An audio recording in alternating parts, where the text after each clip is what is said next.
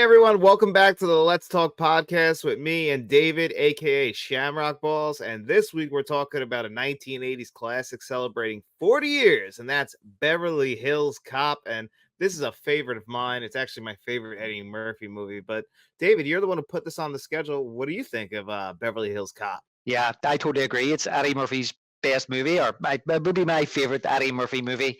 Other people might say maybe he's got better movies, but yeah, absolutely love Beverly Hills Cop. And this is a movie for me that I watch every year when the summer starts. Oh yeah, it feels like summer from the second they get into Beverly Hills. That one little montage with the song playing over it, and he's like exploring Beverly Hills. It just feels like summer. Can't sit here while I go nowhere. Chase my dreams through the Yeah, I mean, even from the start, the soundtrack of this movie is absolutely immense. I absolutely love it. Just as soon as it starts, when you just kick right into The Heat Is On. Oh yeah, that was Glenn Fry, right? Yeah, from the Eagles. But yeah, and I watched the movie 2 nights ago again. I probably would have watched it a wee bit earlier than I did, but because it was on our schedule, I waited until closer to when we were recording, and watched it the other night, and then I watched the special features last night, and I didn't realize that Harold Flatimer actually, or Faltermeyer is his name. I always get his name wrong. Actually wrote The Heat Is On. So there you go. I didn't know that either until that special features. That's really funny. But yeah, I knew it was. I love that song. That's actually probably one of the few Glenn Fry songs I actually like, and it fits this movie perfectly. Every song in this movie, even the score that fits it perfectly. This is one of the most famous theme songs of all time.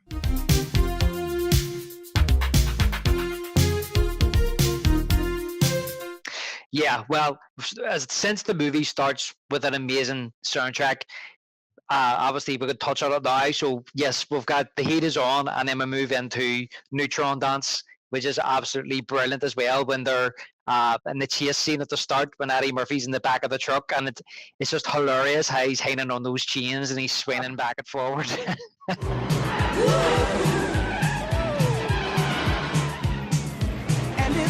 Yeah, I love that. It's so funny. And honestly, this movie was directed by Martin Brest, and he directed another one of my favorite films from the 80s that does feel very similar to this, and that's Midnight Run. Oh yes, Midnight Run. I haven't seen Midnight Run in many years. I've only seen it once, but I seen it years ago. It's one of those ones I need to revisit. Um, but like the music is say, when they picked out the song Neutron Dance at the start, it literally just fits the scene perfectly, as you say. Heat Is On fits the opening, and then that fits the chase scene, and then later on, when Stir It Up kicks in, and when they go to Beverly Hills and the sun's shining, and he's cruising through Beverly Hills and he's looking at all the different people, I've just got a smile on my face in this movie from the very very start. And then later on in the movie, when they go to the strip joint, they have Nasty Girl playing, which Yeah. is Vanity 6. Billy, Billy, you don't have to be embarrassed if your dick gets hard. Yeah, I love that song. Yeah, and it again fits the scene perfectly.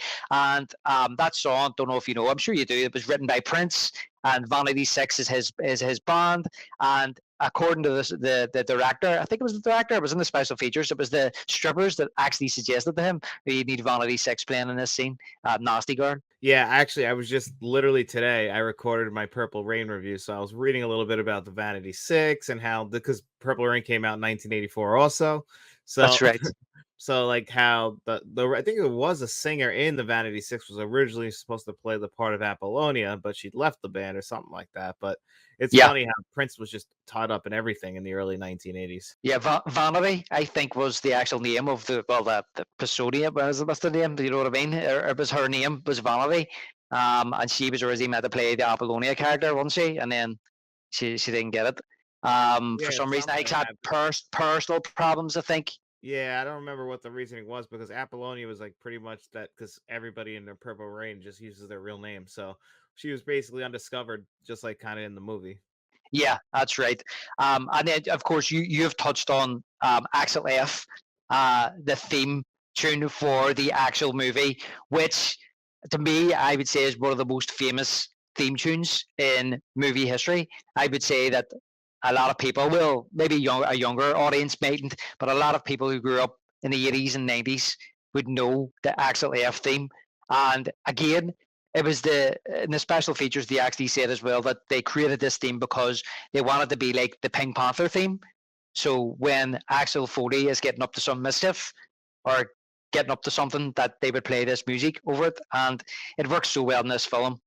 Oh, it works perfectly. Every scene that they choose to play it, and they play it a lot, it works perfectly. You never get bored of it just because it's just like an earworm. So you love it when it's there. And Eddie Murphy just like moving along perfectly to it whenever they use it.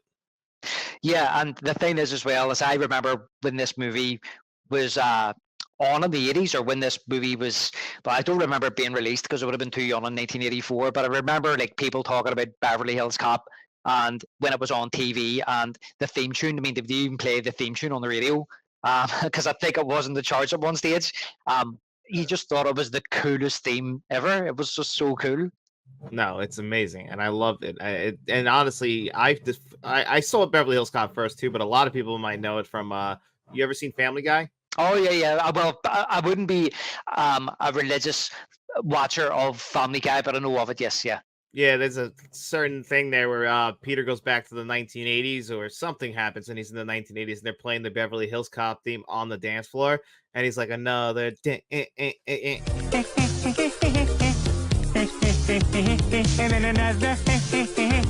they just like sing along to it while he dances to it. Yeah, because it kind of became like a gif. Yeah, because that's the. I mean, like I remember, like for example, we done our podcast on Scores a month ago or so. It was released a couple of weeks ago, and they actually started releasing the likes of, they done like a jazzed up kind of 70s version of the Star Wars theme, and that was released and was in the charts. And you know, as we said as well, as the 80s started progressing, you had like, you know, Purple Rain, which was basically an album which they turned into a movie. And then the same year you have Beverly Hills Cop, and that had an abundance of songs through it which were very popular and done well in the charts. But then they decided to release the main theme, Axel F, as a single. And I mean, I never looked into it, but I think it was a top 10 hit. I wouldn't be surprised if it was. I think that's the reason why they're calling the new Beverly Hills Cop Axel F. It's named after the song, Axel F, yeah. Because first of all, I don't really like that they're doing that. I think they should have just called it Beverly Hills Cop 4. Maybe they wanted to have people steer clear of knowing that it's the sequel to Beverly Hills Cop 3. I don't know. It's really strange that when movies get into like a fourth of a franchise that they have to give it a subheading. And yeah, they never put the IV after 3. That's it. Yeah. They're Yeah. completely after that. Although, yeah, Jaws the Revenge did the same thing.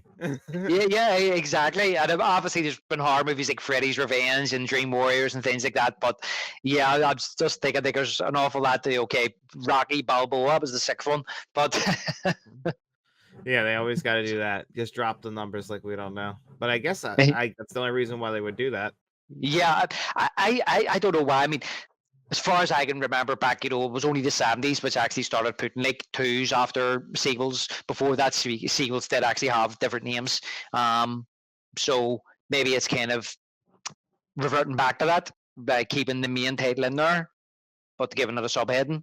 Yeah, maybe. I mean, I don't know. My expectations are not too high for this one. I don't know about you. Well, to be honest, I don't have Netflix, so I don't know when I'm going to get to see it. But I always live in hope that. But I'm just not a fan of the legacy sequel, John. I just think certain things are that have had their day, they've had their time. One of the things that I actually love about Beverly Hills Cop is that it is of its time. It's an 80s movie. We have 80s music in it, and even the Axel F theme, to me, as cool as it is even today, it is just synonymous with the 80s. And I think when movies start trying to go back to that, you can't capture that magic again. From what I've heard, as a matter of fact, the soundtrack of this new Beverly Hills Cop has a lot to do with it.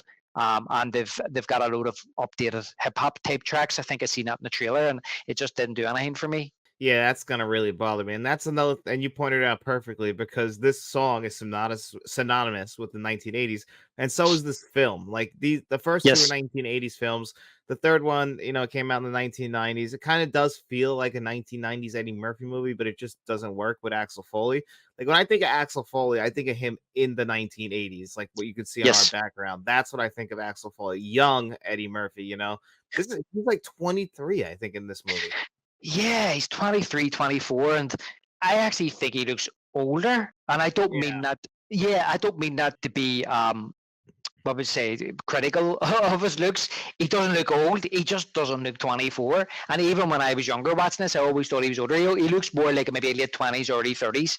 But look, I agree with you. It's synonymous with what you're saying about the look of it as well. But the 80s is like even what he's wearing, the jeans and just the grey sweater, and yeah, and the cars they're driving, and I say again, go back to the music. So that's why, as I say, I don't have.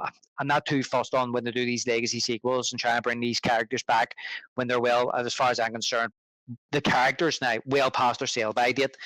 Not so much Eddie Murphy because I watched Dolomite. It was a Dolomite that was called on Netflix a few years ago, and I really enjoyed it. I thought it was very funny. But yeah, this is best kept in the 80s. I don't think I need to see Axel Foley. Like you just said, I like to see. I can watch Eddie Murphy play Dolomite. I thought he was great in that too, but I don't need to catch up to some of his greatest characters 40 years later. Like I'm fine where they were. Like let me pretend that that's where their story ends. I don't need to see him like trying to recapture that old energy at 63 years old. Like, nah, it's fine. Go do something else. I'm happy just having the original Beverly Hills Cop and rewatching it every year.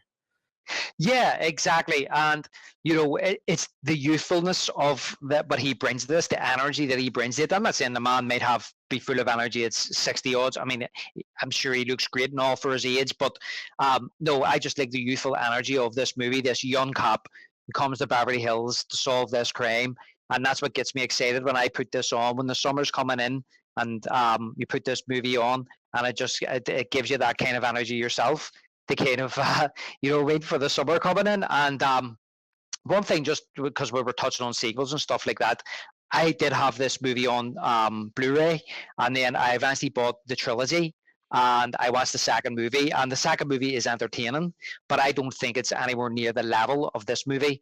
And I haven't even watched the third movie. I watched the third movie in the 90s once, and I didn't like it, and I haven't even went back to watch the third one. It's still in the box set. I'll get round to it at some stage. But to me, this movie here is just kind of it's kind of got this gritty kind of realism that the likes of Lethal Weapon has, which is why I prefer it over the later movies. Yeah, that's actually a big thing. Is actually every single Beverly Hills Cop, including the new one, has been directed by somebody different. So the original one, that's Martin Brest, and the second one's Tony Scott. So I actually do like Beverly Hills Cop too, but it feels like a Tony Scott movie first, where it's like everything has got like that orange lighting, smoke-filled rooms, the action is first. And this movie, I was watching it and I'm looking at it, I'm like, there's the opening action sequence, and then there's a lot of lows in this movie where there's no action, and then you get the third, like the big action sequence at the end at the mansion. So, like, there's a lot of character development and actually building up the relationships in the middle of this movie. Whereas in the second one, they're banking on you already knowing those relationships, and then they throw Tony Scott in the mix. So it feels more like there's a lot more cocaine in the room in Beverly Hills Cop 2, which isn't Yeah, bad. well, there's a lot more probably money on the table. There's probably a bigger budget and everything else that goes with it. The problem I have with the second one is that, as I've only watched a couple of times in the last few years. The problem I have with the second one is that its plot is a bit weak, and it just kind of relies a lot on action. And I just feel as if it's a bit contrived where the characters have went with this. I was thinking about this last night, and I didn't realize this till I was watching the movie 2 nights ago. This movie pretty much takes place over 2 days. So this guy, so this guy comes in. Actually, Foley comes in the Beverly Hills. Takes down this guy who's supposed to be a fairly respected guy in Beverly Hills because he's an art dealer, and everybody seems to know him and seems to like him. So Axel Foley comes out for whatever reason. The police are totally oblivious to this guy's illegal activities, or are they just turning a blind eye to it because of who he is? He's got a lot of connections. But so he tells everybody he's a bad guy. They find out he's a bad guy, and all of a sudden, a couple of years go by and they're still all best buds. They're still all in contact with each other. They're all best buddies. I was thinking about that yesterday going, that just seems to be a bit implausible. Yeah, there's some implausibility in a lot of this movie, but But I mean, like, when it goes from the first to the second, I don't mean in the context of this movie. Oh yeah, I mean in the overall story, I should say. Yeah. Well, if you go from one you go from 1 to 2, when you look at other relationships in the second one, as if they're all just became all best buddies. In the second one, he's going fishing with the police chief, and he's still good. He's still hanging out with Rosewood and Taggart. And I just thought, well, for a guy to come into a town and spend 2 days with him, to build up, to have this friendship, this everlasting friendship, and he does not even from that city. I just thought that I just find the second one to be a wee bit more over the top, shall we say? Whereas I think this one here is more believable, and there's just there's an honesty to it. I just think there's an honesty to this movie which we don't get in the later movies. No, you're absolutely right. It's got classic sequelitis. Everything had to be bigger, and like we got less emotional Eddie Murphy in that. Which I was thinking about it, like when I was watching the movie. He's funny throughout all the movies, but then there's also times where he's got to like speak to people on a human level, and then that's why you understand why the female character actually really likes him, like as a person, because like she's happy to see him because he's a great friend, and you see that all throughout the movie is that he's a genuinely good guy. He means well. He's his worst enemy because he just can't stay out of his own way. And like, he doesn't take authority well, even though he's an authority figure. Yeah. And listen, I think you're right. What is really great about this movie, and I think part of the reason why it endures is one of the reasons it is really funny. It is so funny. And Eddie Murphy is so funny. And when I was watching the making of, the amount of kind of like scenes he just made up off the cuff, or the director was going, like, we got to make this funnier. And he was just riffing on it. You know what I mean? And so many scenes throughout. I'm sure we'll touch on them as we go along here. But it's the characterizations. This movie has so many memorable characters, and I think that's what's great about it. I mean, you obviously you have Axel Foley, who's so likable, so funny. You have his boss in Detroit. I love him. Inspector Todd.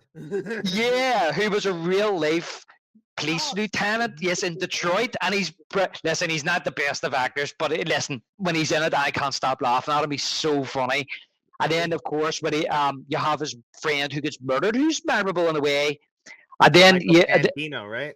Yes, you have Michael, and then when he gets to Beverly Hills, you have his friend, the girl. What's the girl's name again? I always get caught up on what her name is too. For some reason, she's very forgettable for some reason. Yeah, and well, she's different. And what I like about her is that she is a friend. In the original version, she was going to be a love interest, but that's when Sylvester Stallone was. Yeah, was going to touch on this. Yeah, so I'm just going to go through the cast very briefly, and then you have Ronnie Cox, who I knew Ronnie Cox more from RoboCop, where he played a bad guy, but by all accounts he used to play nice guys. But so he's playing the police lieutenant of Beverly Hills here, and then you have Taggart, and you have Rosewood. Judge Reinhold. Yes, Rosewood. And what's his other guy's John Aston. John Aston. Aston or Aston? Aston? Yeah, something like that. Yeah, and then of course you have the bad guys as well. So every single person in this cast is so memorable, and they're and that's what I really like about them. But start off with his, and then of course he's Paul Reiser in a cameo at the start as well. Yeah, he gets a bigger part in two. Paul Reiser. That's right. That whole thing with him driving the car around as well. Yeah. That's what I'm saying about the second one. But listen, I like the second one, and maybe we could do it someday. But so I'm not knocking it right now. I'll knock it later. I'm not doing 3. I won't even buy 3 again. I've had it sitting in there, and I'm just can't bring myself to watch it because don't want it to ruin my memories of the first 3. Exactly. But yeah, so I have the police lieutenant in Detroit, and he just when he walks in and he starts saying, "What the fuck, Foley? What the fuck you at? Who the fuck says you could do?" I'm just sitting laughing, and then when he says to me, he says, "The mayor's chewed my ass off." When he turns and he says to him, "You Sarge," he says, "What?" And he says, He didn't show all the rest. I could still see some of it there. And Yeah. he's like, "Don't you fuck me off, Foley." Not now. He's so Not mad at now. him now. It just reminds you of a loaded weapon when they have the police lieutenant. Remember loaded weapon, and he's Yeah. always just shouting, and he's always angry. Well, they say it's an 80s trope to have the angry black police captain because think of RoboCop, same thing. That's right. Yeah. It happens a lot. I mean, even in, like if you go to the 90s, like Bill Duke plays an angry police captain in National Security, so it happens a lot. But is this the first, or was there one in Dirty Harry by any chance? Dirty Harry might have, but I haven't seen it. I have to really rewatch the Dirty Harry movies. I haven't rewatched those in years. Oh, they're brilliant. They are Brilliant films. Yeah, I do think there is angry police chiefs, but I don't remember any of them being black, but I could be wrong. Yeah, I'm not entirely sure on that, but yeah, the angry police chief in general is just always a trope. It's always like just, yelling at the guy beneath you. So the mayor yells at him, then he goes and yells at Yeah. Axel, and that's the bottom. Yeah, and as I say, the shit runs down. That's what they say. Exactly. It's the same thing when he gets to Beverly Hills. Like, Ronnie Cox has his boss, and then he goes and yells at those two, and that's, and then they yell at the guy out of town. Yeah, exactly. And then Michael Tandini, is that his name? Tandini? Tandino. Tandino. It's just okay, right? Well, this is the plot. I mean, it's a very simple plot. Yeah, This- it's really just a vehicle for Eddie Murphy, this movie. Yeah, exactly. But the thing about that character is, and I know we have to kind of, we'll have to make these two guys seem like have a really close relationship and that they love each other in a platonic way. And but it just seems implausible that these two guys would be friends. But again, he says in the bar about when we go steal a car. Remember when we used to steal cars? So we already know that this is telling us that Axel Foley, he's not your straight laced everyday cop. He's a cop. He's a thrill seeker. He's a cop that doesn't go by the rules. And he used to be a criminal. So he's not going to do what anybody tells him. Yeah, we see that clearly he was growing up with that guy Mike, and then with the girl in Beverly Hills, and that they used to have a relationship. But clearly, though, like she went to Beverly Hills, he escaped that life and became a cop, so he's still using that like lifestyle of the streets, like for law enforcement now. And Mike stayed in it, like she helped him get a job out in Beverly Hills, and then he did steal those bearer bonds and come back to Detroit, and all his shit just basically caught up with him in Detroit that one night. Yeah, exactly. And that's the thing then. So when he gets to Beverly Hills and he seeks out his friend, like, I really like her in this movie. I really do, and you definitely needed a woman in it somewhere. It was going to be a sausage party, but not that every movie needs that. I have to ask you something. This might have been in a rewatchables or something, and I thought about it, is that Axel Foley never has a relationship with a woman. Even in this movie, it's a friend of his. He's not trying to do anything. Like, the only reason we know he's straight is because he goes to the strip club. Or otherwise, maybe he's like asexual or something, because he's really just concentrated on finding the killer, Mikey, and that is it. Yeah. Do you know what? I know, like, I'm a fan of the rewatchables, and I know you're a fan of the rewatchables, and I was thinking about this, and I was like, I know John's going to ask me about this, because they make some allusions about Axel Foley, right? Yeah. That never entered my mind, and now I want to rewatch it. I go, is there something? Was there something between them? Him and Mickey? Really close in that pool scene. Like, they were really close friends. Like, I have friends, and I would never like start like hugging around them a little. Like, I've been friends with Matt for 30 years. We're not doing that.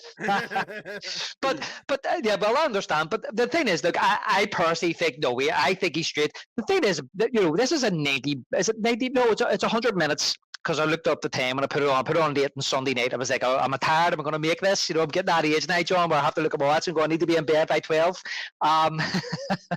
But I was, yeah, no, I was like, 100-minute movie. I just don't think that, why can we not have a movie where a guy doesn't have to be with a woman or showing a love interest to a woman? Why do we have to have a movie where a fella is always chased a woman or looking to get his leg over? I mean, I'm sure you have, you're a married man now, but I'm sure you have women in your life who are just platonic friends and you would never cross your mind. So that's what I actually like about her in this movie, is that she doesn't play a big part. I mean, it's the link between Axel and Mickey and Beverly Hills outside of the bad guys, and to give us a wee bit of exposition about who Victor Maitland is, what Mikey was doing, because Mikey's dead now, he can't explain it. And this goes back to Stallone, because originally Stallone was to play the main role, and she was his love interest, and the character of Maggie was going to be Stallone's brother. So I could just put it down to the way Maggie was behaving was he was just drunk and he was happy to see his friend, and that's what I put that down to. So that's why her role totally then changed, because as you know, if you I don't know if you know this, apparently when they wrote the screenplay and Stallone signed on to do the film, they thought he wouldn't do it. They sent it to him, they thought he wouldn't do it, and he said yeah, they were hoping he would, but they thought nah, he's not going to. But sent it to him anyway, because Eddie Murphy apparently had been speaking to the producers and went, oh, that's a movie I would mind. And they were like, oh, well, you can do it. And then when the studio heard Stallone wanted to do it, they wanted to go with Stallone because Stallone was a superstar back then. And in the early 1980s, but they caught Eddie Murphy at the perfect time. Well, the thing about Murphy was that, as far as I'm aware, just watching the making of and stuff like that, was that he wasn't proven as a movie star. Could he carry a movie? But the thing was that Stallone then went off and rewrote the whole movie, and it was a lot more action in it, and it went from a £14 million movie to a 20-odd million pound movie, and the studio says we can't afford to do this, so they decided to cut Stallone loose and the studio says, well, who would you like? And they says Eddie Murphy. So then they went back to the original version and the original idea of the movie, and that's when her part then was reduced to just being a friend rather than a love interest, because it was completely different when Stallone was there. Yeah, it was a totally different movie, and I actually agree with you. I like that she's just a platonic friend, and you're right. You don't always need to have a love interest, and especially in the 1980s, it felt like they would force it in. I just rewatched Top Gun the other day, and I love Top Gun, but the way they try and force that romance without them having real good chemistry, it's like they didn't really need that.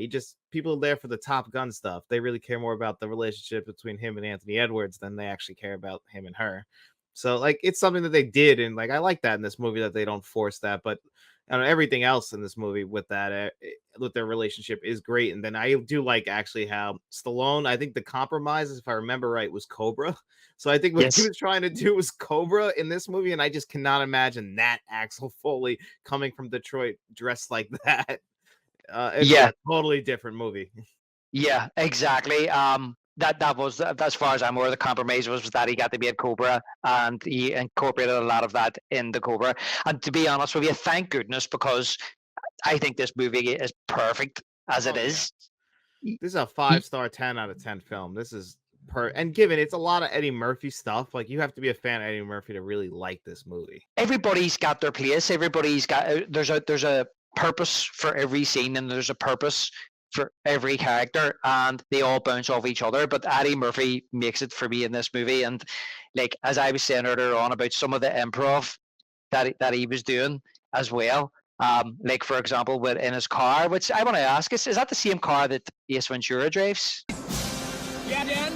You have any more of that gum? It's none of your damn business, and I'll thank you to stay out of my personal affairs. Yes, very similar.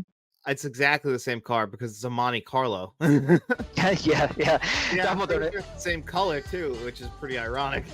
Yeah, it is. Yeah, exactly. And like when he was pulling up outside, when he goes to Victor Maitland's the charity do or whatever, and apparently their first scene, he just pulled up and the person came to park the car for him, and he just got out. And the director says, "No, Eddie, we're gonna need something there. We need something from you there, something funny." So he says, no problem, and he backed the car up and he pulled it in again, and he opened the door, and he says to the guy parking the car, don't park it in the same place last time, because all this shit happened to the car last time I was here.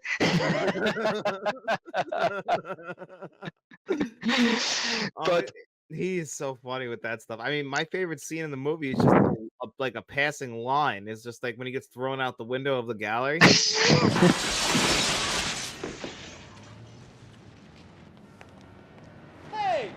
Window? I got thrown out of a window, man! Gun, partner. What's the charge? Possession of a concealed weapon and disturbing the peace.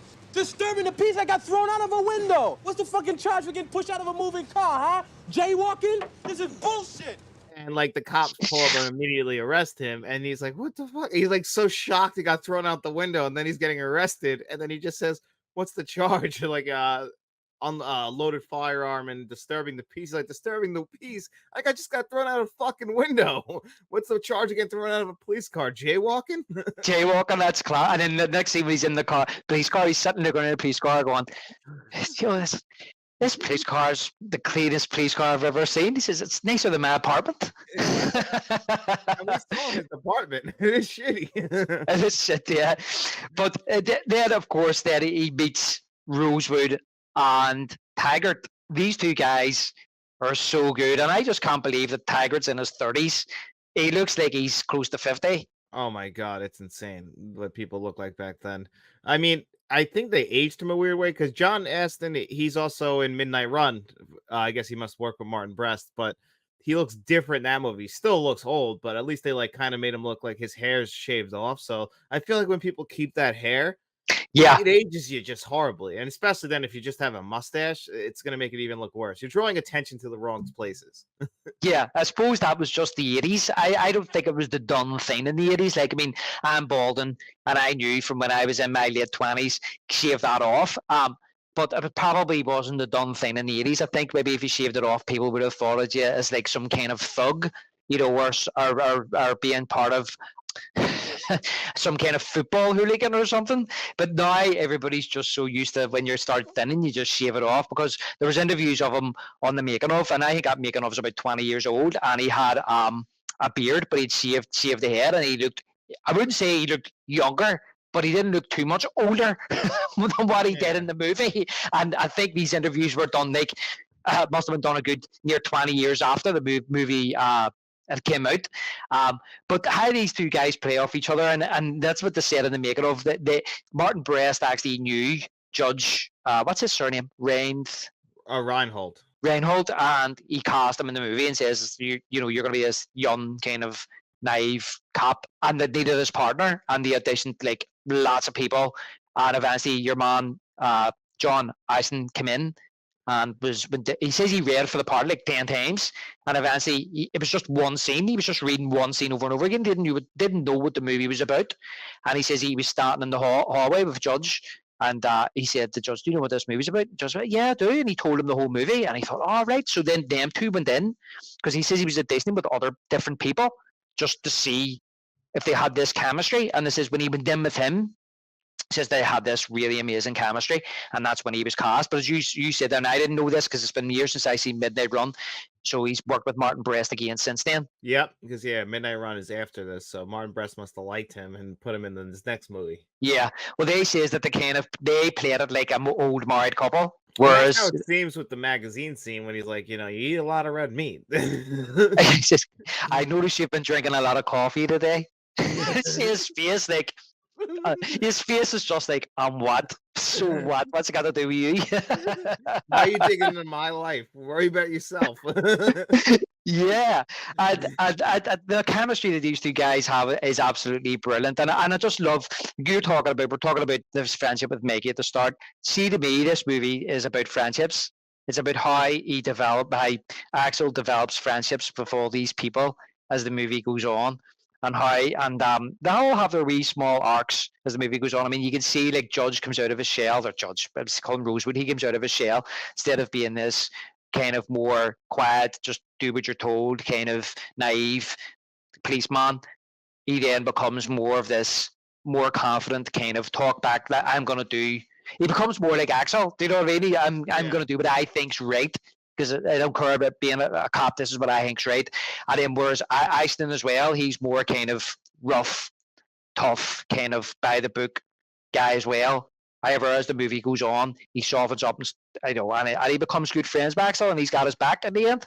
And it's even the same with Ronnie Cox as well, where he covers for him at the end and tells the lie, which kind of like reflects Axel's lie in the police station, when he talks about them being super cops. Yeah. You know, they need capes. Yeah, they couldn't actually, John Aston couldn't lie. He couldn't, Taggart still ended up telling the truth. And at the end, when he saw Ronnie Cox do it, he was like, okay. And then they all agreed to the lie. That's what actually happened. And the chief is like, all right, that's it then. Have it on my desk in the morning. That's the report I'm failing, sir. And that's what I want to say about when they go to the strip joint, and That is one of my favorite scenes in the whole movie. Oh yeah, the shootout in the strip joint.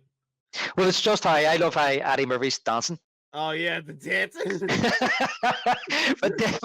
but then when he sees the guys with the guns and he says about the tiger knows what to do, I just love how this is my favorite parts of this movie is when Eddie Murphy is playing a different character Oh to fool yeah. people, and this is one of them. And he stands up and he's like, but as soon as he stands up, he starts taking a different stance, and then he's like, Philip, they said that was you, man. They said it wasn't you. It is Philip. Phil, I know that was you. He told me it wasn't you, said you don't come here no more about that. It's Phil. But then when he pushes him down, he pulls the gun out. He's just like, "What's wrong, Philip? Phil, Get your hands on the table! Phil, what's wrong, man? What's all the hostility? You've changed, man. You've changed." That is one of my favorite scenes. And then later on, when he goes into the customs, Yeah, that's one of my favorite scenes Unit- in the movie too. yeah, I because he love gets that scene. he gets caught. He's looking, and your man, the security guard, comes out, and he goes, "Hi, have you got a match?" This guy was gonna give me a match before. I love that. He's like, he starts taking their, and they're all so scared because like they don't know if this could really happen. They're like, call your wives. We're gonna be here all night, and we're starting with this box right here. Yeah, and he flashes his Detroit police badge really quick, so they don't see it. And I like the wee guy. He actually reminds me of Rick Moranis, but it's not. Where he says to him, "Have you got a warrant or anything?" And he's like, "You know, you've got a big mouth. Is that your Porsche?" As he says, "Is that your Porsche out there?" And he said, and he says, I could have guys down here. He says, "Smart guys, something go right up your backsides, but don't make sure I don't have to do that." And then at the end, your man goes, "That isn't my Porsche outside. I don't know whose it is." And he's like, "Okay." Okay. I don't know. So those are the scenes, and when he goes into the actual, as I touched on it earlier, when he goes into the gala, the charity thing with Victor Maitland, and when he goes in, he says, "I heard Victor Maitland's here." Kind of. No, I think he puts on the impression first. So he acts like a gay man, and he walks over and he says, I'm Ramon. Is Victor's thing here?" And he says, "No, I'll bring him the message." And he says the whole spiel about catching something. Yeah, and he tells him the whole story. And he's like, "You better go tell him." You better go tell him yourself. He's like, "Oh, yeah, my name's Ramon," and you have to go tell him yourself.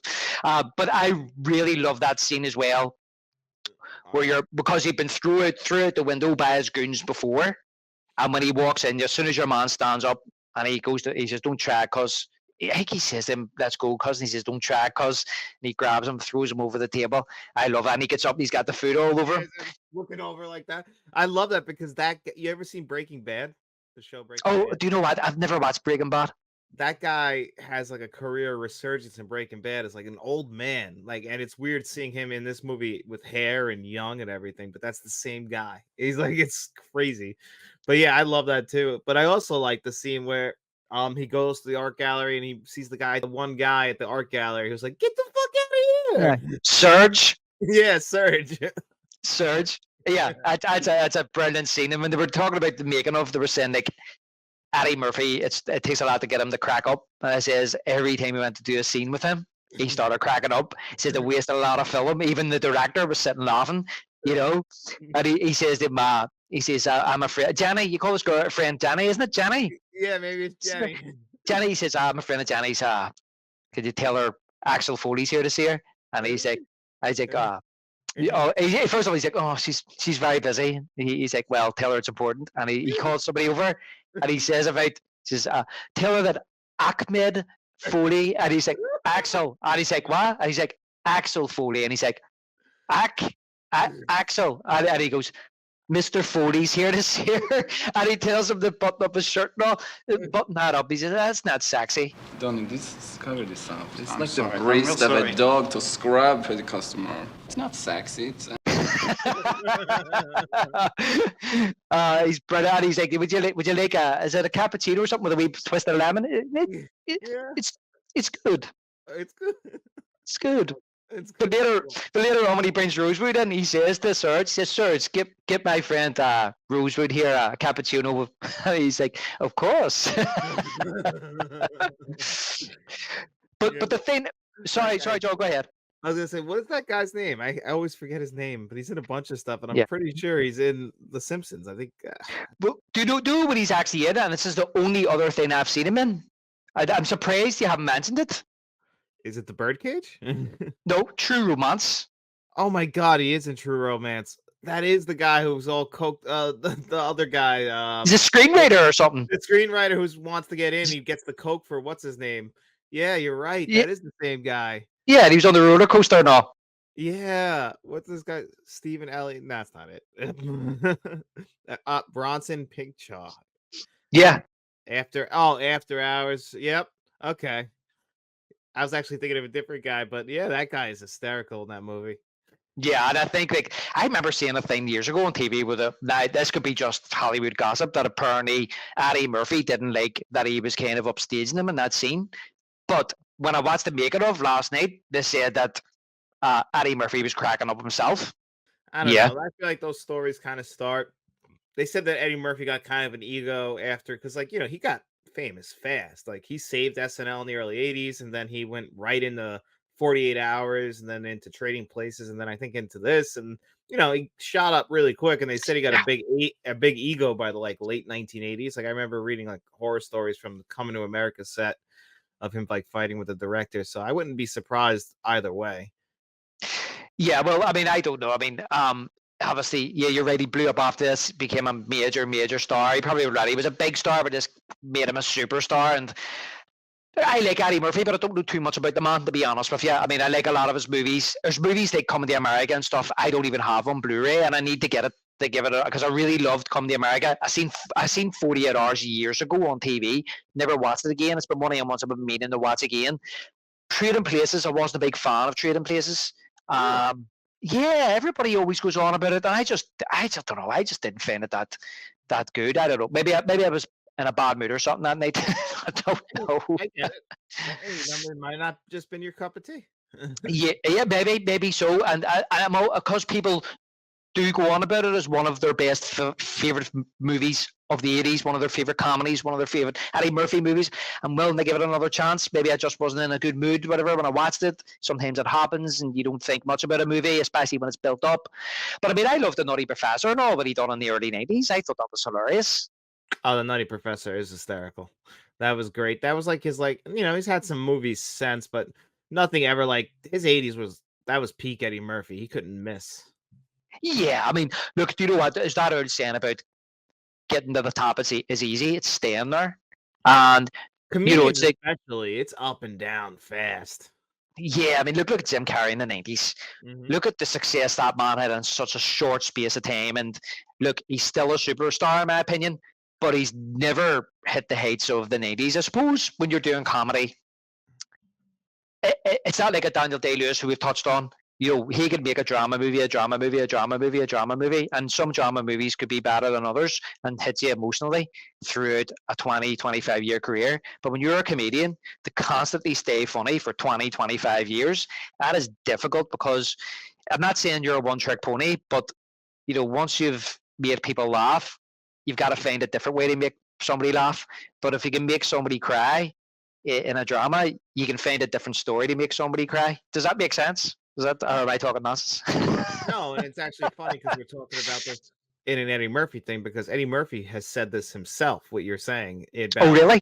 Yeah, because he got nominated for an Academy Award. I believe it's his only nomination for Dreamgirls.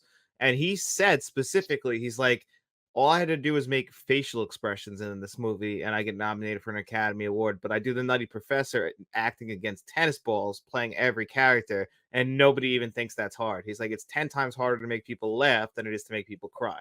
He literally said what you just said. Yeah, and you know what? Just talking about drama movies, it's something that sprung to mind. Or like, look at Tom Hanks. He could make a movie like Philadelphia, a very serious subject, right, about a man dying of AIDS and win an Oscar. And the following year, he can play a movie about a guy you could say was disabled, right? And still win an Oscar. Okay, two very different performances, but both drama movies. Whereas like Eddie Murphy could make two top class comedies back to back, and if he does it a third time, then people are starting to say, well, it's not as good as the last comedy, or it's not as good as his first comedy, even though it still may be good, and that's the slippery slope. Yeah, it's kind of like they have their own it's like their own bit almost all of them. Like you had Eddie Murphy, then kind of Robin Williams. If you don't shift to drama, your career kind of can stale out. Like Jim Carrey, Yeah, even Will Ferrell in the early 2000s. Like he's still around, but you could argue that the 2000s that was his peak. yeah, exactly. And look at Jim Carrey. Jim Carrey tried to do comedy or drama, and I think he's a very good serious actor. But unless some of them comedy movies get slated drama movies get slated because he was trying to do drama. I remember there was a time when Jim Carrey wanted to change his name on all those movies to James Carrey because he wanted to be taken more seriously, and they all started laughing at him. It's like, well, you built your name, even though he was labeled James Carrey on In Living Color. But I mean, you built your name on Jim Carrey. I mean, the guy had, I know we're a little off subject, but the guy had the biggest year in film history. I feel like in 1994 to have Dumb and Dumber, Ace Ventura, and The Mask in 1 year is insane. That's crazy. I know, superstar within 12 months. Yeah, Honestly, like, nobody has that for their entire career, and he did it in the span of 12 months. yeah, but that must be hard to get your head around. Oh yeah, I don't envy anybody when it comes to fame. I understand that that's why a lot of people lose their minds when they get famous. Yeah, but it's also like a steady, gradual climb, right? Mhm. Jack Nicholson, I think, always said that he was lucky that he got famous in his 30s Mhm. because even though Nicholson was way throughout his life, but the thing is that if he had that fame in his early 20s, God knows what kind of road he would have went down. It's like Richard Dreyfuss was the youngest person to win an Oscar until Adrian Brody. I think he was 27 or 28. I think he was 28 for The Goodbye Girl, 1977. And Dreyfuss after that got addicted to substances and things like that. And to me, his career, he had a few hits in the 80s, but he never reached the height of the mid to late 70s. And he himself has said it was just he peaked too soon. It was all just too early. It was just too soon for him. Yeah, I can only imagine when you get this big chunk of money and this great success. Edward Norton, another example of that. This guy came out of the gate. His first movie's Primal Fear, and people say, that's like his biggest movie. 3 years later, he's doing Fight Club, and what's Edward Norton doing now? Yeah, yeah, exactly. Really, I'm big fan of Edward Norton. Me too. Uh-huh. Yeah, he's a great actor. He's just kind of like, I think a lot of people tell these horror stories about him, like rewriting scripts or being involved in the editing because, he has to be involved in everything. And he's like, kind of nasty. And I think that's just because he was so overconfident in himself because everyone said, wow, this is like the second coming of like the greatest actor of all time. You keep telling a guy that, he's going to believe it. He's going to believe it. And then, then all they want around him is, yes, guys, they don't want anybody to tell them, rein it in a wee bit because they start thinking that, oh, who are you to tell me, or you're jealous of me, or, Yeah, see, I don't have to worry about that because no one's ever jealous of me. I'm jealous of you because you've got your own YouTube channel, you're doing well, you've got your own setup. All I've got is a set of headphones and a phone. Well, still, we both got headphones. That's the Yeah, thing. yeah, that's it. That We both own bungalows. That's about the Oh, same house. yeah, it's both of them both. A lot of similarities here. I'm only joking about, of course. I'm not jealous of you. I'm glad you're doing well, but We're but both doing pretty well. We're just kidding around. yeah, exactly. But getting back to Beverly Hills Cop, one thing I want to point out about is the villains. So, touched on the main characters here. What did you think of Victor Maitland and his right hand man, who we touched on earlier? I thought they were pretty good. I didn't really like it. Honestly, I keep every time I watch this movie, I think of Lethal Weapon 2. With those foreign villains too, it kind of seemed to live above the law while living like a glamorous life. Like you said, he's a respected art dealer. Like the city trusts him, and behind their backs, he's basically passing drugs and anything he could sell illegally to make more money. The art gallery is just a front for that. And I thought he was really good though. He plays his part well, but I wouldn't say he's one of the more memorable parts of this movie. Yeah, it's like I said earlier on about the plot of this movie is very straightforward, and as you said, it's a vehicle for Eddie Murphy, and what makes it is the characters and the relationships between the characters. I think again, that's it. It still makes it relatable today, is the characterizations, and that's still what makes it funny. But one thing about him, I'm not sure of his real name. He's got a memorable face. I've seen him in several 80s movies, and when we were going to do the pod, I was sitting thinking, I must mention to John that he was one of the main bad guys in Octopussy. He played a KGB agent. He does look like he'd be a James Bond villain, not to lie, just because of the clean, foreign look that he's got with the suit. He pulls off that clean look. Well, in James Bond, I'm near certain he's wearing like a Russian military suit. But when I was watching the making of, they mentioned that. They says they had seen him in James Bond, and that's why they wanted to get him for the part as a bad guy in this. And I really like him. I think he's very menacing. He's a bit creepy as well, and especially when he goes to see Jenny, and look, she's an actress and she does a brilliant job, but she's not exactly acting as if she's got something she's to hide. You know what I mean? She's very guilty looking when he comes in to speak to her. Yeah. And he was going to read that right away. I actually did kind of like when he first finds out that Mikey dies, and like how he knows that he's dead, obviously. And he plays, oh my God, like so shocked by like, how could that be? Is there anything I could do? Yeah, exactly. Trying to play the nice guy. And I was going to say what you're saying about the guy. Yes. So I watched a few of the deleted scenes. I watched the special features last night. I can't, like, that's a new DVD, which I had. I have an old DVD. And then this was the box set that came out when they brought it to 4Ks. And I'm not sure if all these special features on the old Blu-ray. I think they are, but there's 2 deleted scenes. And it's basically right after Axel's boss tells him to go and get checked out for a knock on his head. And before he goes to Beverly Hills, there's 2 scenes. There's one where he goes and visits this mafia boss to find out more information about Maggie and what he knows about people on the West Coast, or villains on the West Coast, or mafia, or whoever it may be. And then the next scene is him packing to go to Beverly Hills. And I'm actually quite glad to cut these 2 scenes out, because I think the scene with the mafia boss is a really cliched and cheesy. And we didn't need to see him packing to go to Beverly Hills. The way they just kind of transition in the Beverly Hills and stir it up, it's just the best way to do it. But the mafia boss, he asks him about what did Maggie come and see you when he was back here, and he says, oh no, he says he had something that he wanted to sell me, and we were going to meet tonight, but he didn't turn up. But first of all, like, he was out in the drink all night, so how was he going to go meet this mafia boss anyway? And then he asks him about Victor Maitland, and he just says, he's got a lot of stuff going through there. And he says to him about, is it dangerous? And he advises him not to go out there. You'll end up killed yourself. These guys on the West Coast, they don't play, but they do whatever they want. They don't listen to anybody else. No, this and he's sitting in the kitchen and he's eating food, and it's late at night, and the chefs are working around him, and I just went, this is just silly. They don't need this, but it just seemed silly. But yeah, I didn't really like that about that scene. Now, I'm glad. Like, I always feel like when scenes get deleted, they're for a good reason, and they definitely were deleted for a good reason, because I love the transition to him going to Beverly Hills, and we're right into that montage. That is perfect, and that's something that the 80s could do that, and you don't really see that much today, and that's why movies were a little bit shorter in the 80s. Is we don't need to see too many scenes of him getting to Beverly Hills to get the gist of it before he gets to the hotel, which is another great scene with the Rolling Stone magazine in the interview for Michael Jackson.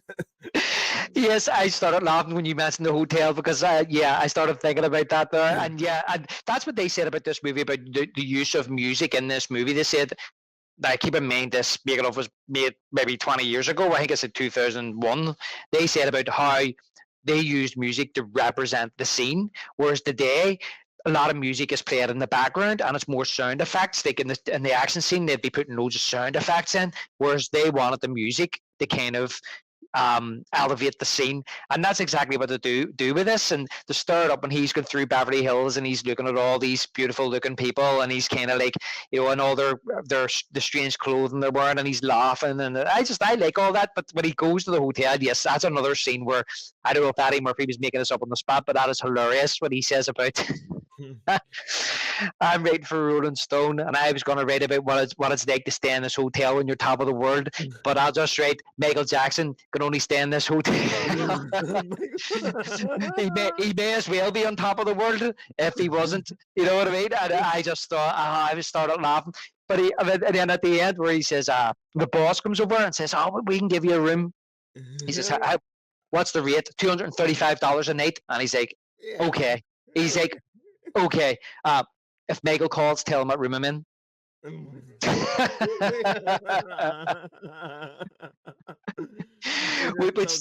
He's so smart to even have that clip ready to go. Yeah, it's so funny. And then later on, when he orders the food to go Oh, out to yeah. the Rosewood and Taggart that are tailing him, and I love when he goes in and he asks for the bananas, and your wee man's like, "Just take the bananas." And let's take the bananas. So he looks about. No, he looks about. He's like, "You have those bananas." He puts them in the tailpipe. Yeah, the old banana in the tailpipe.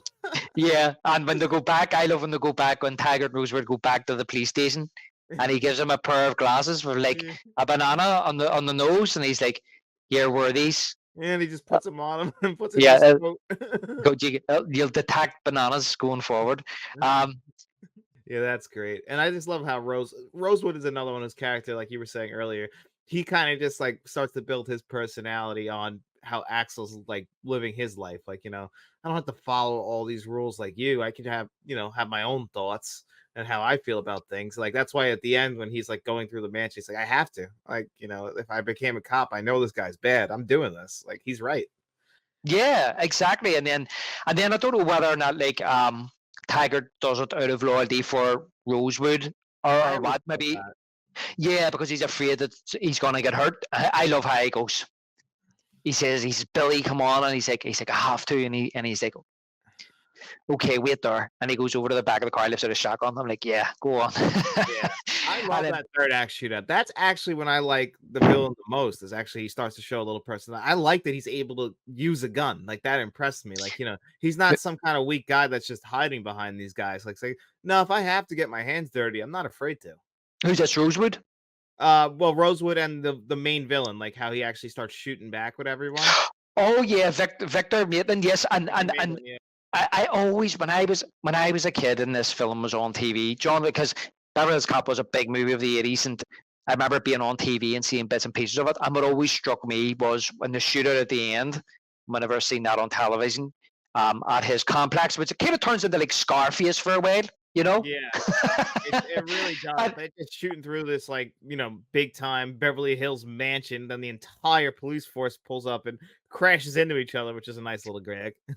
Yeah, but his guy, he just sends his guys out with, like submachine guns, and it's just like, yeah, just take them out. Because I started thinking about this the other day. I was thinking, like, how is he going to get away with this if he takes out 3 cops? And I know how he's going to get away. He was going to say they were intruders. I didn't know who they were.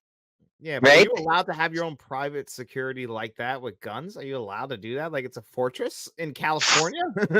Well, listen, you might know better than me. I don't know. It seems very unfeasible to me. If someone had a fortress on down my block, I'd be a little scared. Yeah, exactly. Well, but like you say, I like when they do go in, and the thing that struck me was that um, how lethal actually Axel was with his shooting.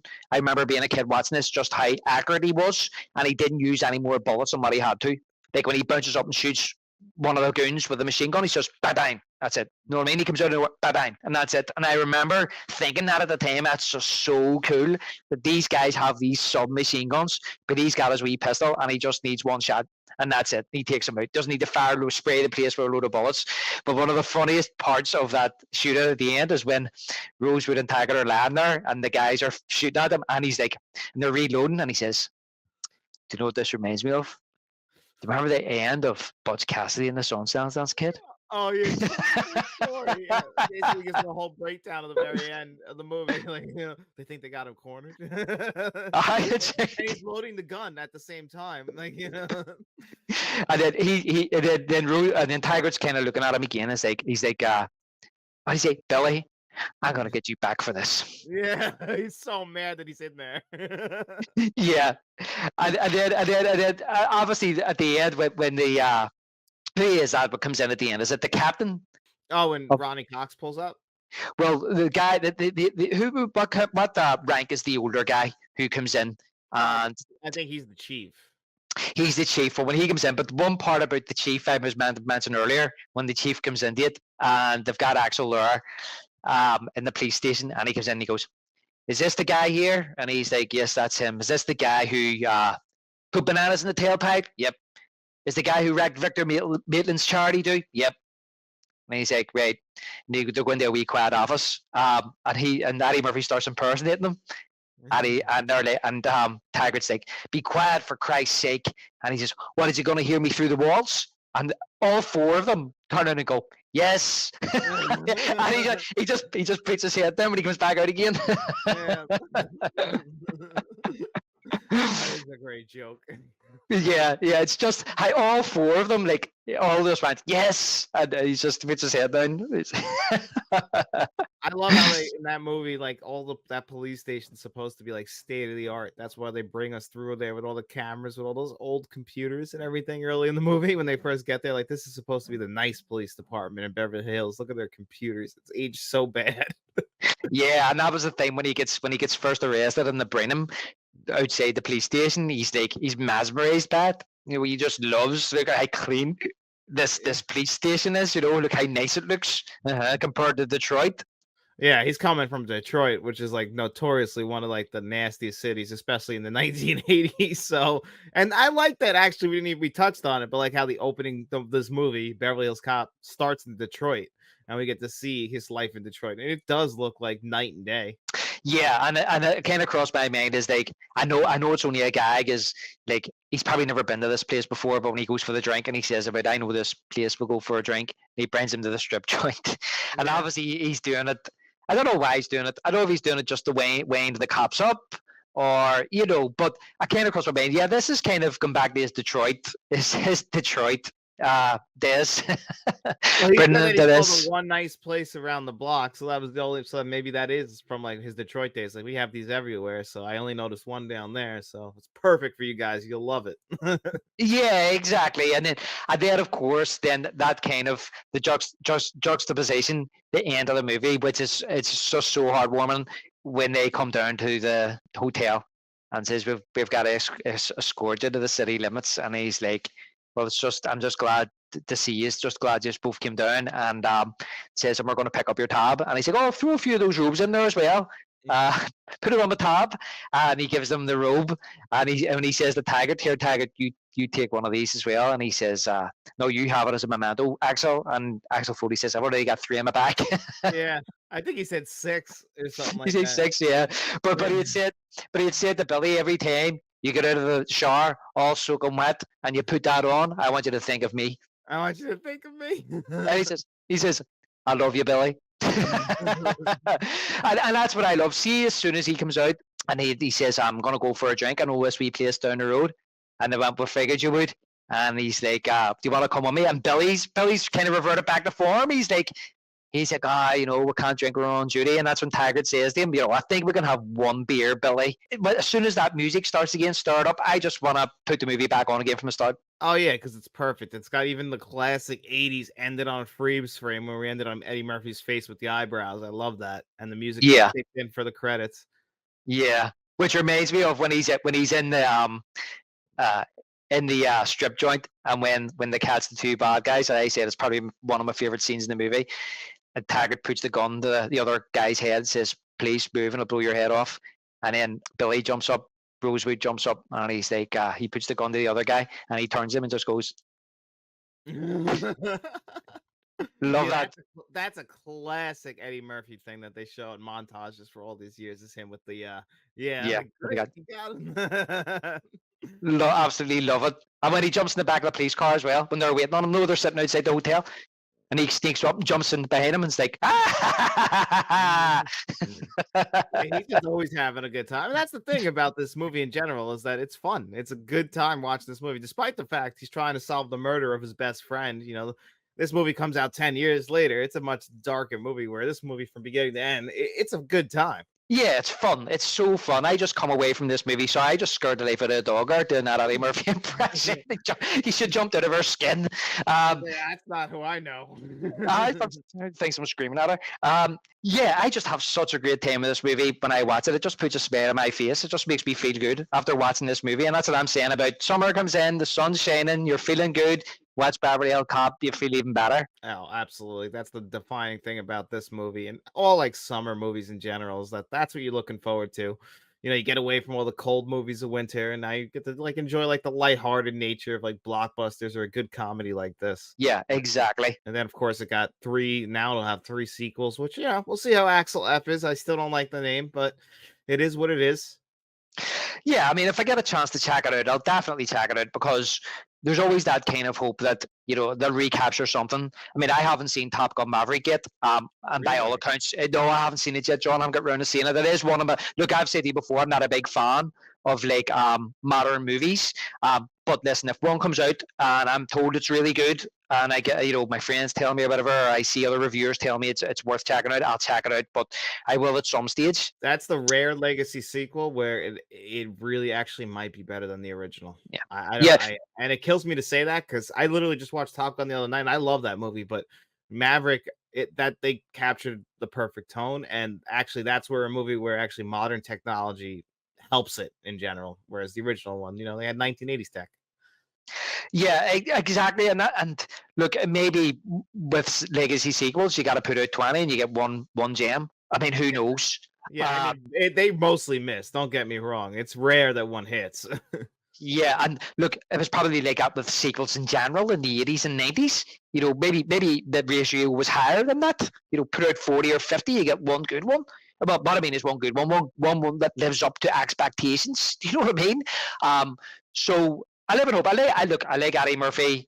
I like Dolomite. I thought that was good, but I didn't see Coming to America 2 or Coming to America, and by all accounts that was a disaster. The best scene in that movie, actually, or at least the only one I think of, is when it was all right, but it's very forgettable. So the only thing I ever think about is James Earl Jones in that movie.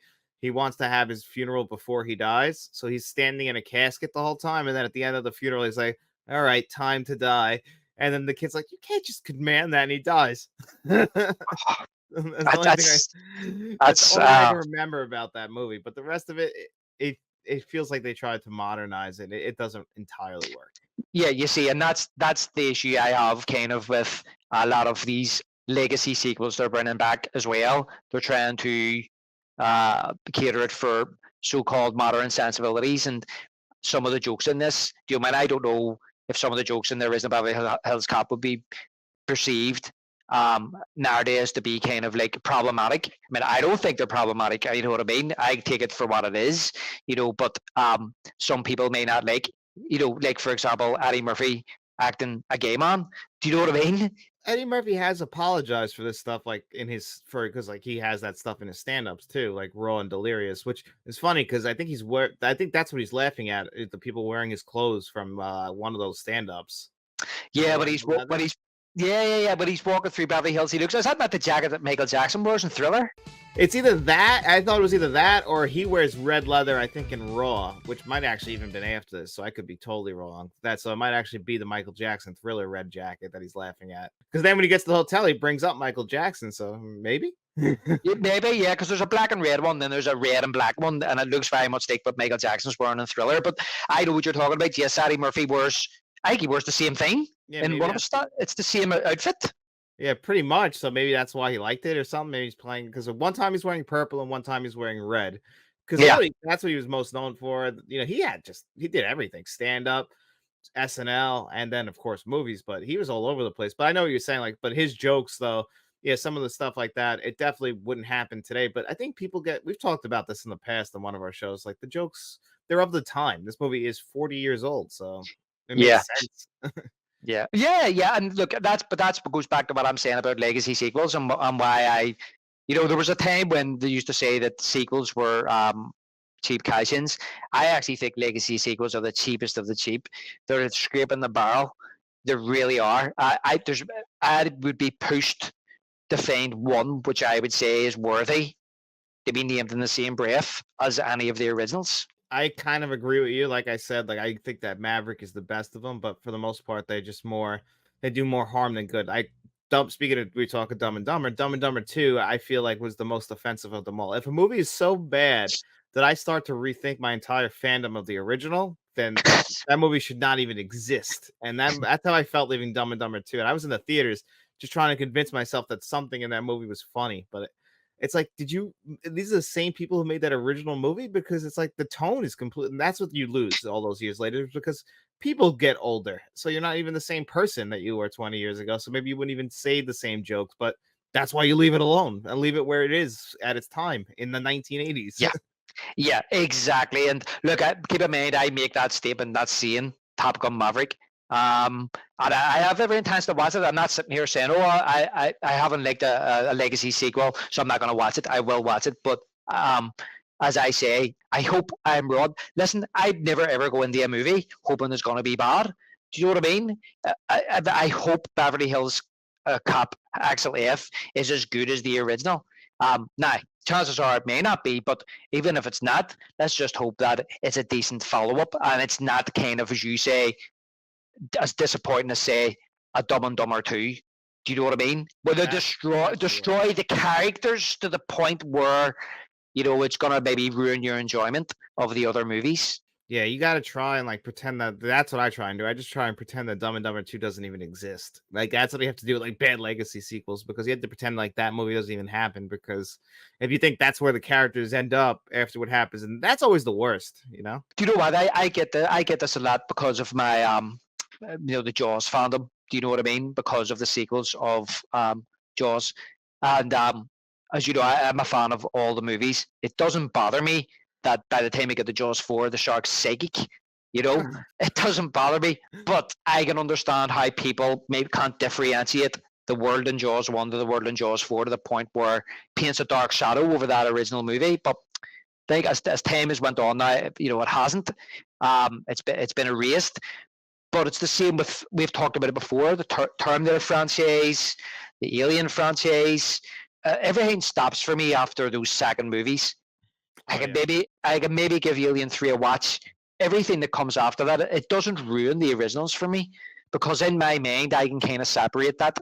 If I watch babies, it's like Dumb and Dumber 2. I did watch Dumb and Dumber 2 one night. I didn't think it was a patch on the original, but unlike yourself, I wasn't overly annoyed at it. I thought it was okay. I didn't think it was amazing. And it's one of those ones I don't think I'll watch again, but I'm sure I'll watch Dumb and Dumber again. Dumb and Dumber to me is the greatest comedy of all time, so I hyped the sequel up. This is 10 years ago now, so I was just really excited to see these characters again, Jim Carrey and Jeff Daniels working together. And I guess this was probably at the beginning of when they started really making legacy sequels, and maybe that's why I was just so let down. I thought, they still got the comedy mind, right? And it just missed for me completely. Yeah. And speaking of which, it's just crossing my mind, or like, for example, I suppose, like, I'm a big horror fan. I wouldn't say I'm a snob in a sense that, I don't mind like a Friday the 13th Part 8. You know what I mean? I love those bad sequels. Yeah. And I would never have said I was the biggest Halloween fan. I love the original, but it's more in recent years I've realized, being on social media and on the internet and stuff, that there's a lot of people out there absolutely adore the whole franchise or love the first 4 or whatever. And then there's people that get offended by like Part 6, and there was even people that were really upset that they'd done Halloween 2018, and I didn't mind Halloween 2018. But what actually happened then is that you've got all these different timelines now. For this franchise, where Jamie Lee Curtis has been killed off 3 times or something in the bloody franchise. Yeah. And then they retcon a load of movies and then bring out another one with her in it, and so I heard the other day, I don't know how true it is, that they're reporting that they're going to make a sequel to Nightmare on Elm Street with Heather Langenkamp. I mean, if they do it, I'll see it. Yeah, I like Heather Langenkamp. I mean, I haven't given it much thought, but the issue I'm having with this is that there seems to be an awful lot of fans want Robert Englund back, and that's where I have a problem with it. And I could live with Heather Langenkamp coming back, if they made it a sequel to the first one and went, okay, we're going to do what we've done with Halloween, and we're going to do it a sequel to the first one, and Heather Langenkamp's coming back. But I just think that there's a lot of fans out there need to get over this Robert Englund. business. The man is in his 70s. Cast somebody young, which if you want to make another 2 or 3 movies, they can carry the torch. Even if they wanted to like revamp the series, they need a younger actor in there, somebody in their 30s, like Robert was back in 1984. Another movie came out 40 years ago. As I say, I've heard other people say Kevin Bacon. Kevin Bacon's ancient as well. I know. That wouldn't even make sense. You got to think of modern actors, but you know what? That's just how it is. We haven't really built up new modern movie stars. Like, we've kind of gotten Austin Butler over the last few years, but not many people who you think could play characters. They all are like, handsome or beautiful people. Like, not many people who you would think like, you know, Robert England played that character, and that was his big break, really. He was sharing an apartment with what's his name? Mark Hamill for a long time, like, struggling actors. Yeah, I mean Robert Englund, as far as I know, he was a television actor. He was on V, and he wasn't a Oh, V. superstar. Yeah, and he wasn't a household name. So look, I'm always a great believer of trying to find an unknown who's a great actor, put them in the makeup, you know, um, and not do an impression of Freddy Krueger. Bring their own kind of like Heath Ledger done to the Joker. You know what I mean? When Jack Nicholson, nobody said anybody could do it but Jack, and then they brought Heath in, and he put his own spin on it. Everybody said, "Oh, nobody can do it better than Heath now. Heath's the new bar." And then Joaquin Phoenix comes in, and he does his interpretation, and that was outstanding. So there's always someone out there that if you give them this character, rather than doing an impression, they can bring their own thing to it. I think, and that's what I would like. Like if they're going to do a sequel, that's what I would like to see. Before we get out of here, I have to ask you something because you brought up a franchise. We're getting two big legacy sequels. Well, I guess one's not a sequel, but it's a sequel in a franchise. Alien Romulus in August and Mm-hmm. Beetlejuice in September. How do you feel Mm-hmm. about those? Oh, right enough. Okay, Beetlejuice. Really excited about it.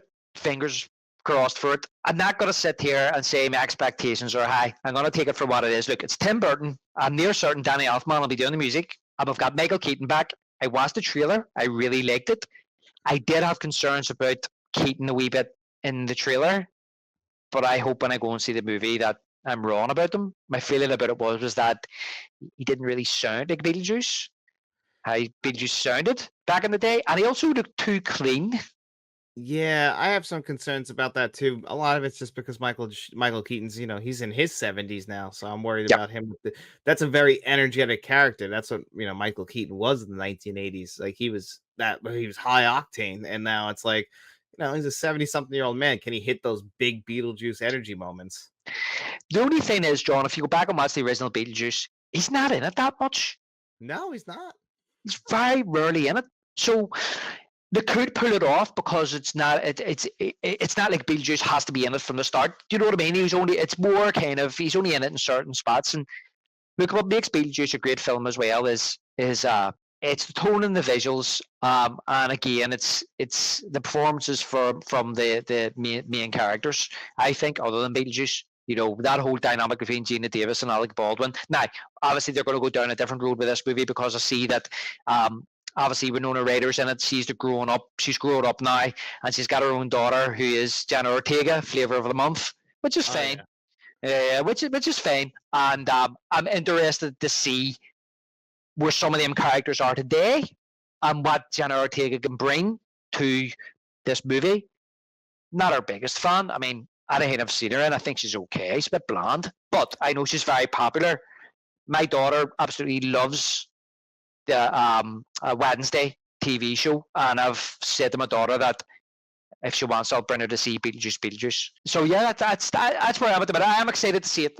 I'm not dreading it. No, I'm excited. I heard good things from people who saw part of it at CinemaCon. Said that they used only Tim Burton only used practical effects in the movie, which is good. And that's the same thing I heard about Alien Romulus too. Is that they tried to capture the tone of the original Alien, and from the trailer it looked like that. So I'm hoping that people are kind of getting the message that you don't have to try and go too far with it. Simplify it a little bit, and maybe people like it.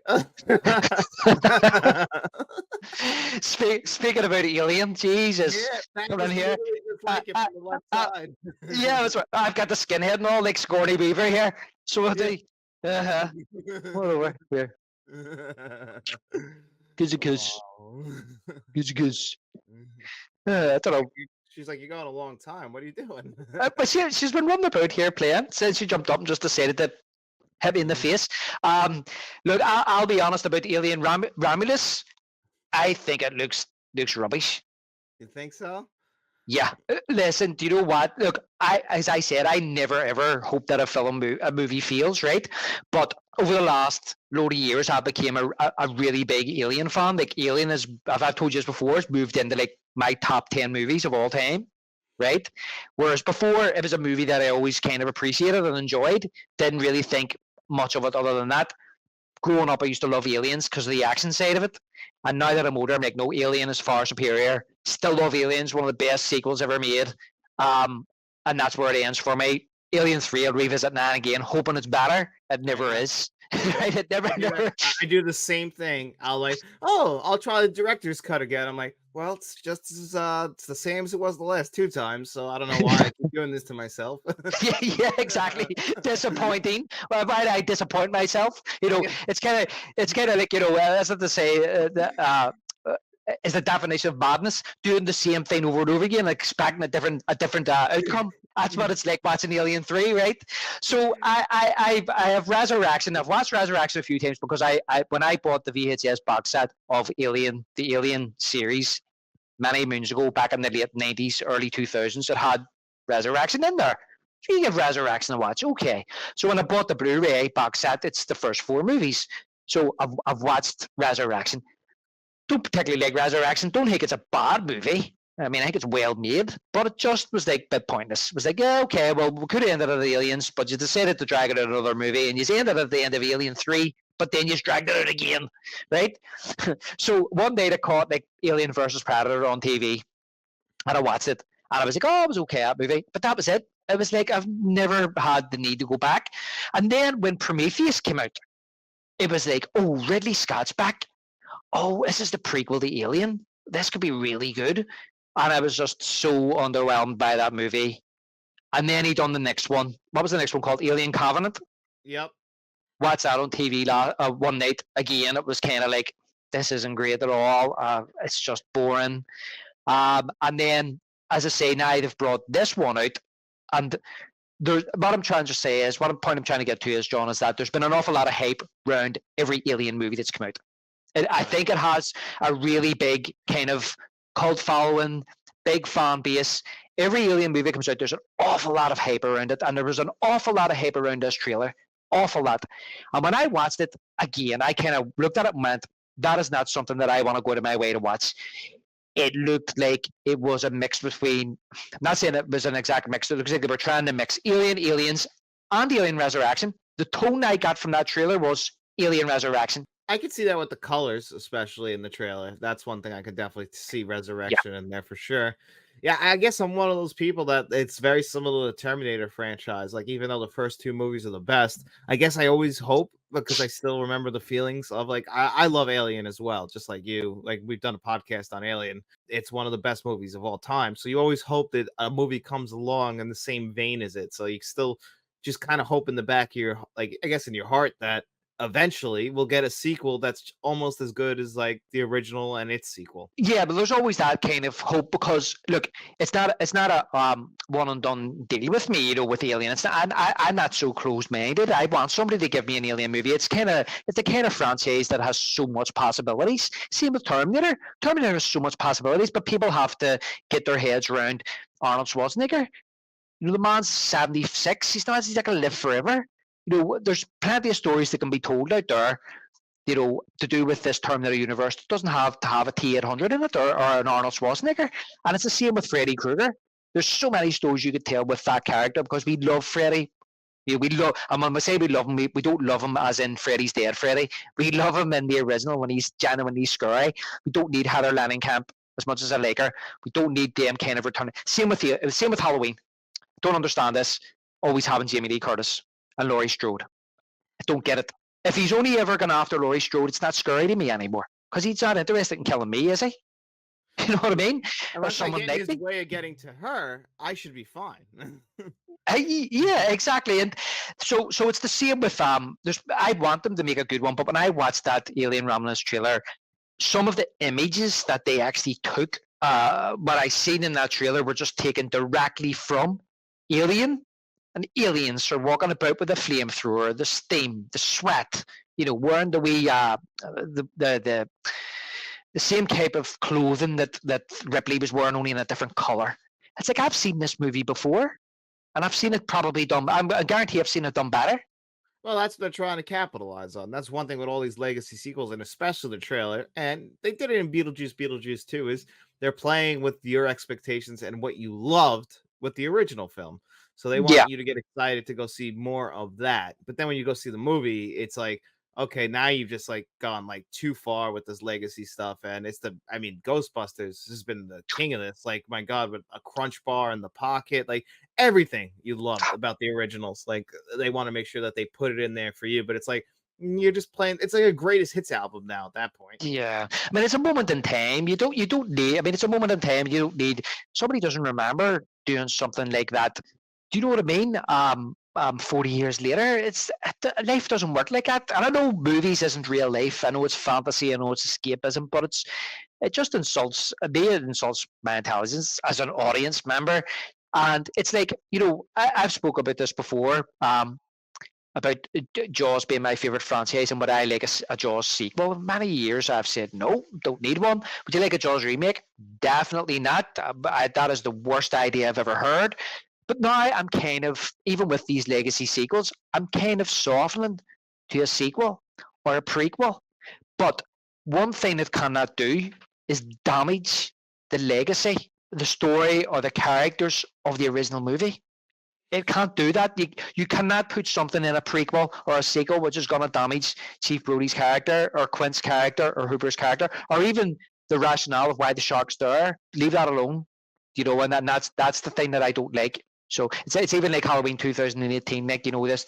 I'm not saying that Laurie Strode didn't go through a traumatic time in the context of that movie and that night of her life, but to be carrying that burden 40 years later and doing that training and all 40 years later, like Sarah Connor, it's bizarre to me.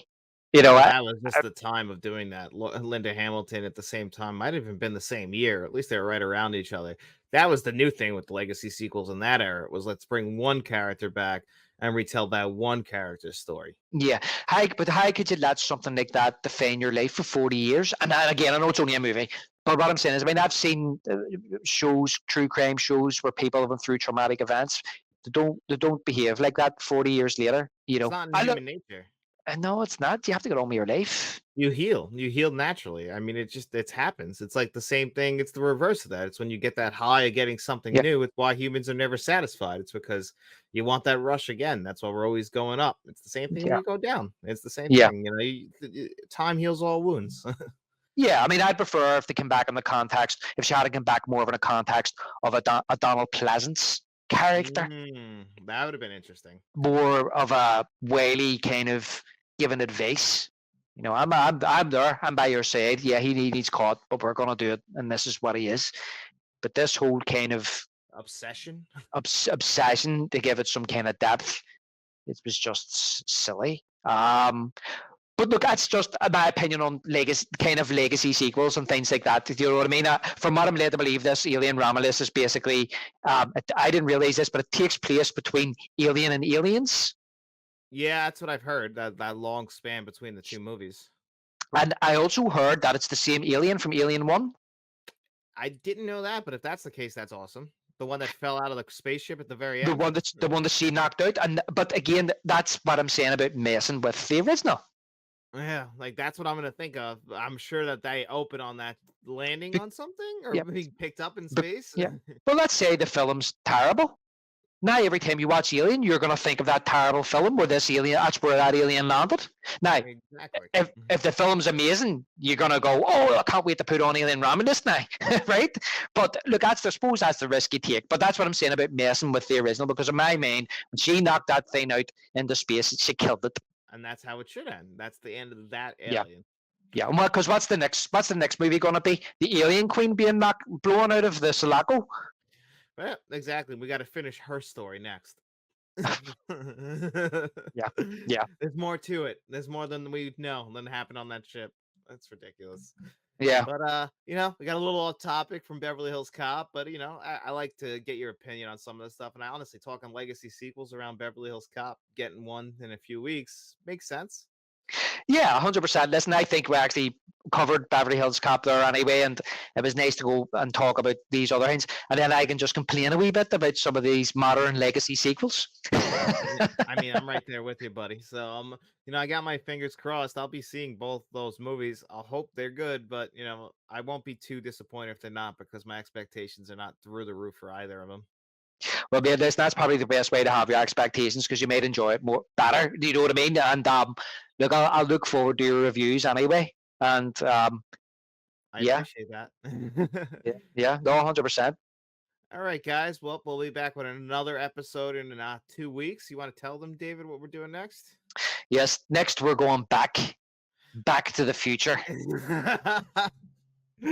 Yep, I'm actually really excited about this one, guys. So definitely make sure you guys like and subscribe to the channel. Share this video if you could. Turn notifications on and tell your friends about us. And we'll see you guys around.